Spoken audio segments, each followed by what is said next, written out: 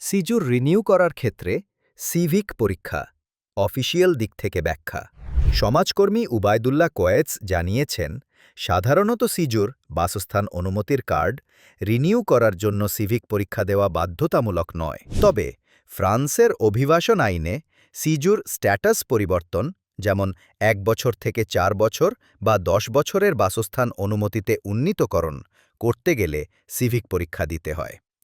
আইনি দিক থেকে দেখা গেলে ফ্রান্স সরকার বিদেশিদের সমাজ ও সংবিধান সম্পর্কে পর্যাপ্ত জ্ঞান নিশ্চিত করতে এই সিভিক পরীক্ষা চালু করেছে। এই পরীক্ষায় ৪০টি প্রশ্ন থাকবে এবং পাশের জন্য ন্যূনতম ৮০ পয়েন্ট অর্জন করতে হবে ২০২৬ থেকে।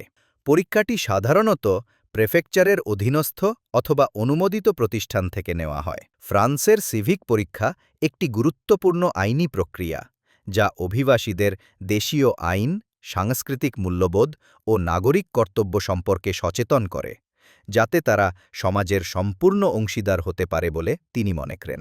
বাসস্থান অনুমতির জন্য নতুন আবেদন প্রক্রিয়া এনএফ প্ল্যাটফর্মের মাধ্যমে বাসস্থান অনুমতির আবেদন প্রক্রিয়া আরও সহজ হয়েছে। তবে টাইপ সি শেঙ্গেন ভিসা নিয়ে অ্যাকাউন্ট তৈরি করতে সমস্যা হলে সরাসরি ইমেইল করে আবেদন জমা দিতে বলা হচ্ছে। ফ্রান্সের প্রতিদিনের খবর ২৩ অক্টোবর ২০২৫। সাবেক প্রেসিডেন্ট সার্কোজি মৃত্যুহুমকির শিকার। ফ্রান্সের সাবেক প্রেসিডেন্ট নিকোলা সার্কোজি, যিনি প্যারিসের কারাগারে আছেন, মৃত্যুহুমকির শিকার হয়েছেন। এই ঘটনার তদন্ত চলছে। পরিবেশবাদী দলনেত্রী মারিন টদেলিয়ে ২০২৭ নির্বাচনে প্রার্থী পরিবেশবাদী দল লেজ একোলজিস্টের নেতা মারিন টদেলিয়ে আগামী প্রেসিডেন্ট নির্বাচনে প্রার্থী হবার ঘোষণা দিয়েছেন। নারীবাদী কূটনীতি সম্মেলন প্যারিসে চতুর্থবারের মতো নারীবাদী কূটনীতি সম্মেলন অনুষ্ঠিত হচ্ছে। নারীর অধিকার ও লিঙ্গ সমতা নিয়ে আলোচনা চলছে। ঝড় বেঞ্জামিন আঘাত হানছে ফ্রান্সের উত্তর ও পশ্চিমাঞ্চলে। ঘণ্টায় ১৩০ কিলোমিটার বেগে ঝড় বেঞ্জামিন বয়ে যাচ্ছে, ভারী বৃষ্টি হচ্ছে।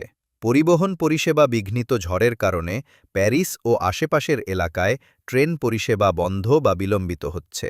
ব্যবসায়িক আস্থাসূচকে সামান্য উন্নতি। অক্টোবর মাসে ফ্রান্সের ব্যবসায়িক আস্থাসূচক ৯৪ থেকে ৯৭ বৃদ্ধি পেয়েছে, যা অর্থনীতির ধীরে ধীরে উন্নতির ইঙ্গিত। ভূমিকম্প অনুভূত দক্ষিণ ফ্রান্সের মন্তবা এলাকায় ২.৮ মাত্রার ভূমিকম্প অনুভূত হয়েছে। কোনো বড় ক্ষতির খবর নেই। ফরাসি সাইক্লিস্ট রাশিয়ার কারাগার থেকে মুক্তি পেয়েছেন।